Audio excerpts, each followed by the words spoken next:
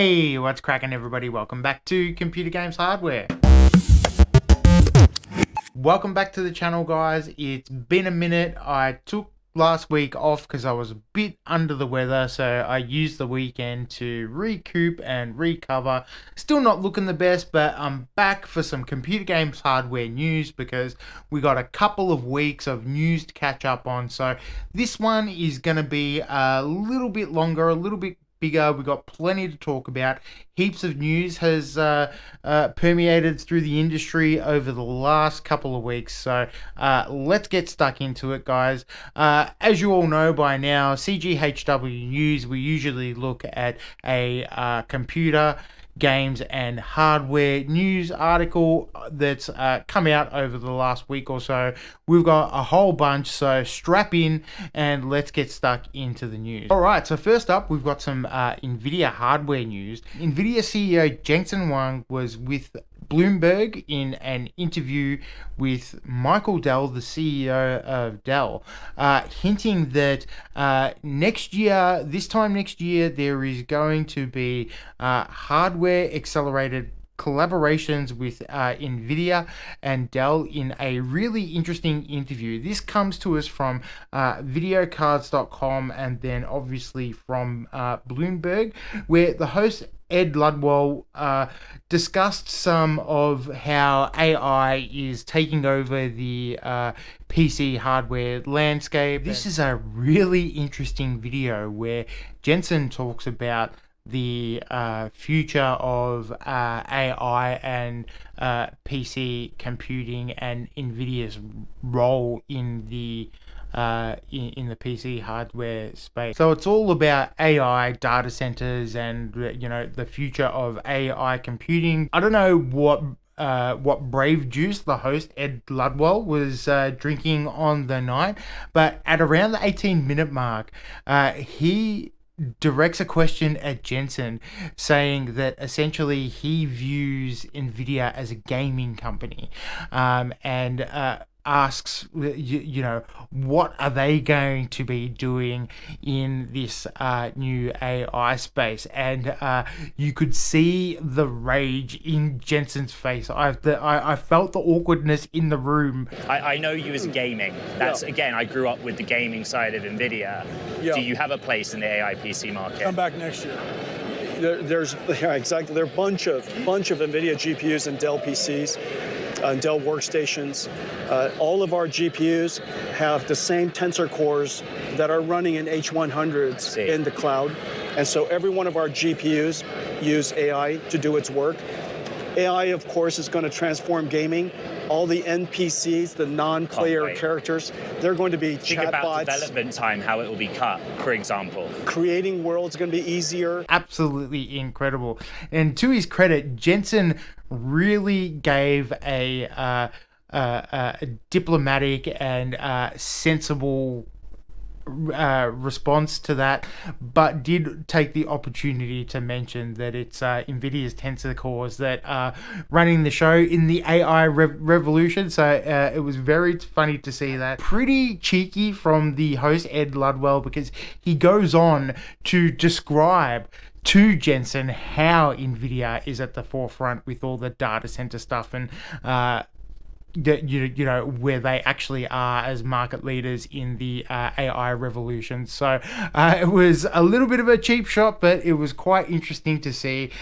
More importantly, it seems like NVIDIA GPUs will be running the AI PC revolution in Dell hardware in the future. They specifically say that they're to look out this time next year for collaborations on Dell PC and NVIDIA hardware. So that should be interesting to see. It's a really interesting interview, so the links will be in the description below. All right, next up in the news, I just want to talk about some game industry news. GameIndustry.biz is one of my favorite sources for gaming news, info, and industry sources, and it's owned by the Gamer Network, which has other publications that you might be familiar with, including Eurogamer, which is also Digital Foundry, and a couple of another ones, and they're reporting some some redundancies across the gamer network with the acquisition from IGN. IGN Entertainment has acquired the gamer network family of digital brands for an undisclosed sum. As a result of the acquisition, some redundancies have been made across the UK-based organisation. Gamer Network's publications are GameIndustry.biz, Eurogamer, including 6 local language editions, also Rock Paper Shotgun, VG 24/7, and Dicebreaker. The business also held shares in Outside Xbox, Digital Foundry, Hookshot, which operates Nintendo Life, Push Square, Pure Xbox, and Time Extension. So IGN Entertainment is the decision of Ziff Davis that includes IGN, Map Genie, How Long to Beat, and Humble Bundle. It acquired the website from PAX and New York Comic Con organization ReedPop, which initially bought the Gamer Network business in 2018. Not included in the sale are UK-based events EGX or MCM and the digital brand Popverse, which remain ReedPop. So that's a little bit disappointing for me. My fear is everything's going to be IGNified, and they're basically going to make those websites, which I use often and frequently, and turn them into just unabashed ad space, which I absolutely hate.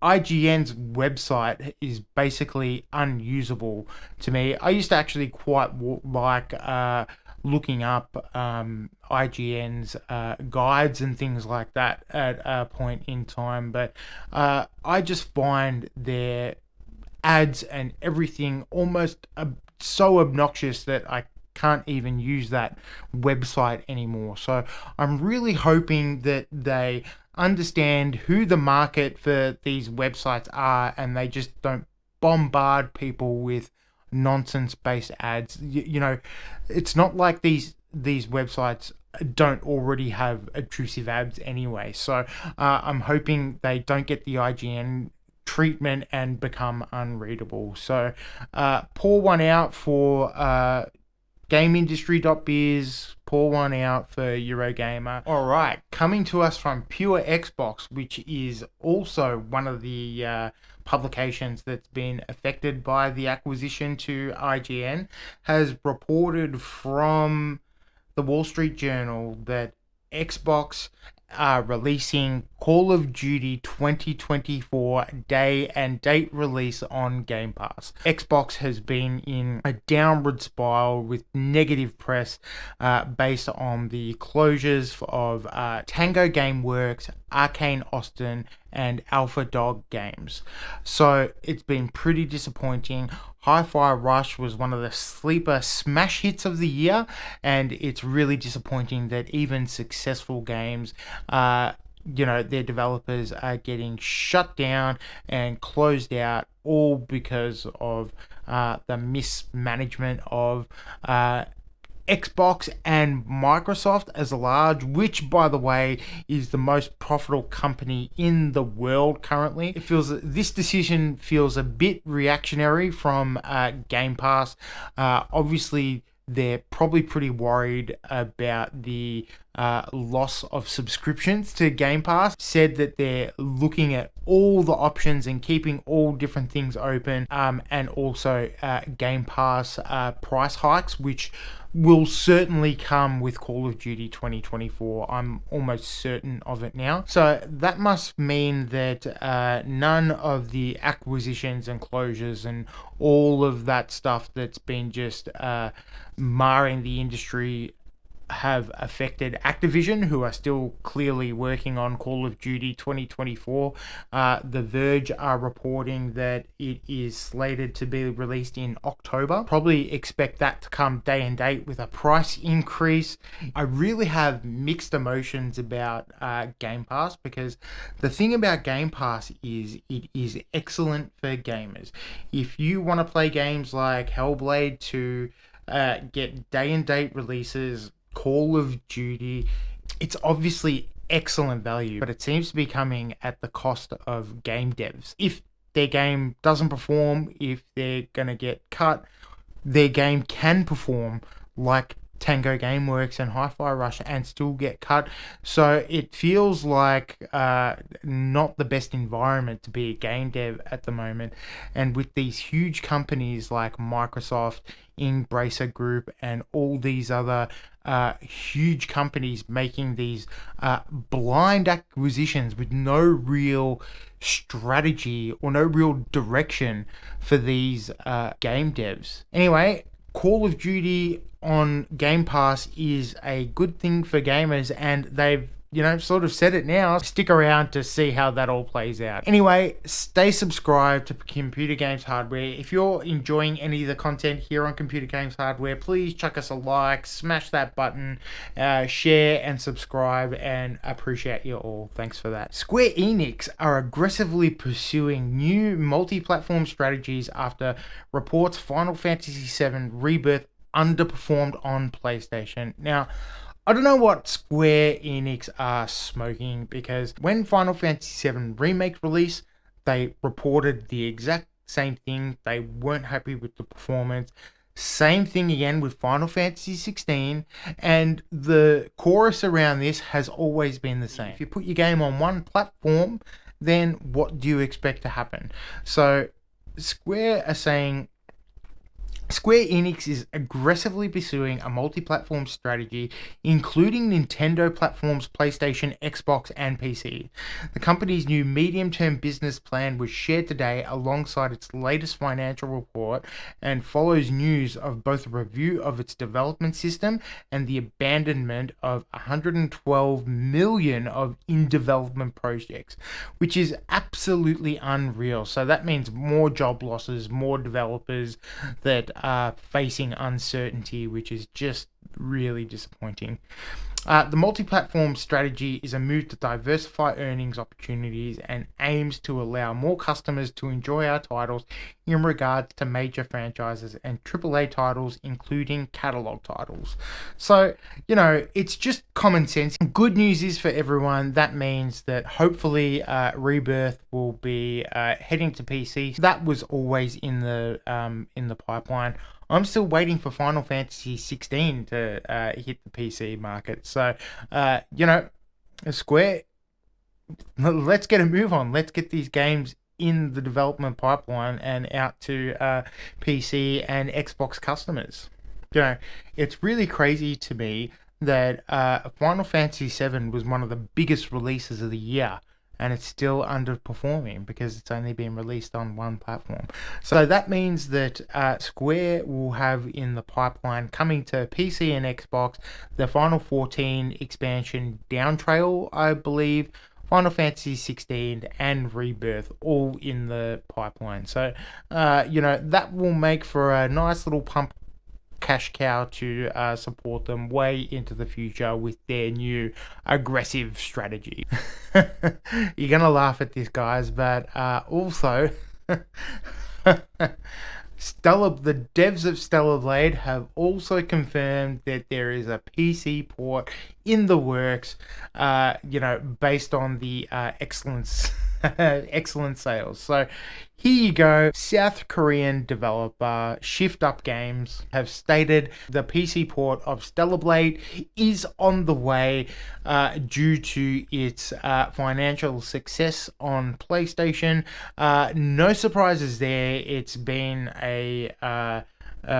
reviewed very well. It's one of these Souls-like action RPG with a sexy, robot protagonist that has a whole bunch of different outfits and things for you to try on and play with that come with different power-ups and all that. And the developers are saying, due to the success on PlayStation, Stellar Blade is coming to PC. This is really interesting because Stellar Blade started its life as Project Eve, I believe it was called at the time, and it was showcased to be coming out on everything a couple of years back. So a lot of folks were really looking forward to this game, and then it disappeared for a little while, and the name change came in. It was re-announced as Stellar Blade and coming to us as a PlayStation exclusive. So that was the controversy for Stellar Blade for me, that they PlayStation stuck in there and got a little exclusive. So goes into everything what we're saying. If multi-platform is the way to go, it's how you're gonna get your sales, and this is how devs are going to survive. It's clear to me that developing games with budgets over $100 million for single platforms is not the way to go. All it does is cause companies to record disappointment on their quarterly budgets, and their sales calls and all this corporate shit that they do, despite how well received the game is or not. That's not the way to go. You want to get your games into the hands of most gamers. I'm looking forward to playing Stellar Blade on PC, so that's great. I just want to jump in here. If you're enjoying any of the content on Computer Games Hardware, please smash the like button, subscribe, and jump in the comments and let us know how you're doing. Where are you from? Let me know in the comments down below. Thanks for watching. It's been pretty doom and gloom on Computer Games Hardware news lately, so let's get into some good news. And it's finally happening, guys. My favorite series of all time, Resident Evil, is getting the RE1 remake that it deserves. Woohoo!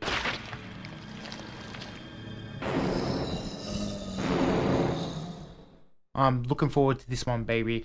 This is what I've been waiting for. We've also got some Resident Evil 9 leaks and rumors, but it seems like there's a second remake of Resident Evil 1 coming in the next couple of years using the RE engine. I can't wait. It's time for a Jill sandwich.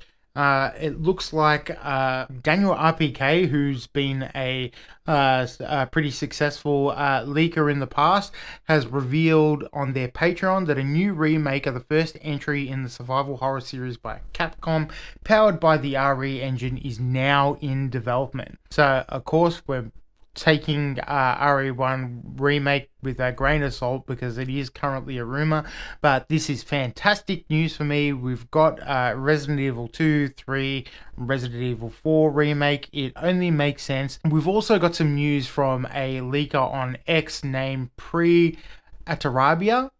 Sorry if I'm butchering that, man, but they've also let off some news about Resident Evil 9, revealing that Leon will be the main character in the game's introduction, and he will be 48 years old, and the game will be set in the summer of 2025.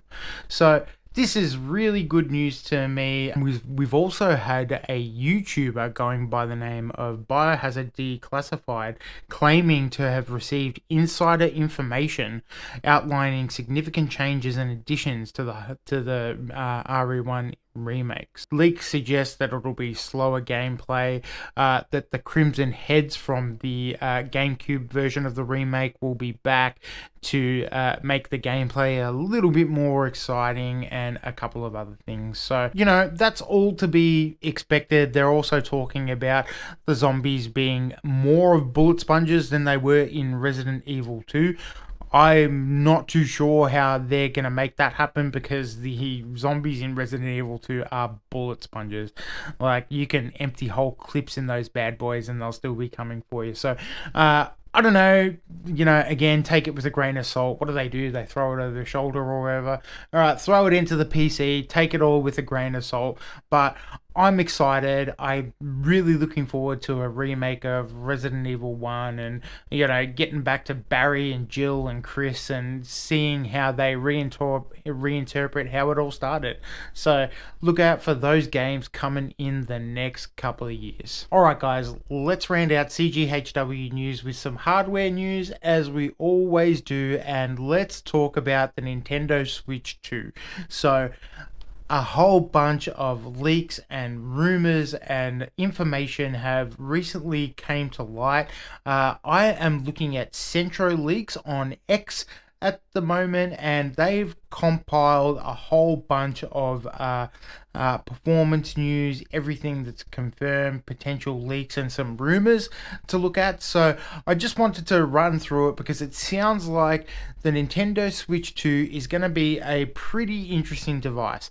It seems like it is going to be a incremental upgrade, but it's going to, live in that old reliable sort of Super Nintendo, GameCube, Nintendo Switch 2 pedigree, where you're getting more of the same, and it's not going to be some crazy revolution, but hopefully that means we get remasters of some of the games we love. So I think about Tears of the Kingdom and things like that running on DLSS at 4K 30 frames and things like that. So let's have a look at some of the stuff. Let's have a look at Centro Leaks, a nice little article that they've pumped into X because it's nice and concise and it looks like it's pretty well rounded. So they've got all but confirmed, and the first one is the screen will be 8 inches long and there will be a single LCD model at launch. That makes sense to me. That's what they've done with the Nintendo Switch as well. The OLED model came significantly later.